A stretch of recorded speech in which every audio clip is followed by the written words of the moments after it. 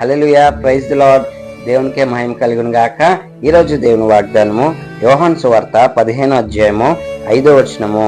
ఎవడు నా యందు నిలిచి ఉండునో, నేను ఎవని యందు నిలిచి ఉండునో వాడు బహుగా ఫలించును. హల్లెలూయా, ఎంత చక్కని మాట అండి. నువ్వు అనుకోవచ్చు, ఈరోజు నేను చర్చికి వెళ్తున్నాను కదా, నేను ప్రార్థిస్తున్నాను కదా, అయినా నా జీవితంలో నేను ఎందుకు ఫలించలేకపోతున్నాను అని నువ్వు అనుకోవచ్చు. అయితే దేవుడు నీతోనే మాట్లాడుతున్నాడు. మనం ప్రార్థన చేస్తాము, చర్చికి వెళ్తాము, కానీ ఒక కష్టం వచ్చినప్పుడు మరి దేవుని యందు మనము నిలిచి ఉండలేము. ఆ కష్టాన్ని వైపే మనము పరిగెడుతూ ఉంటాము.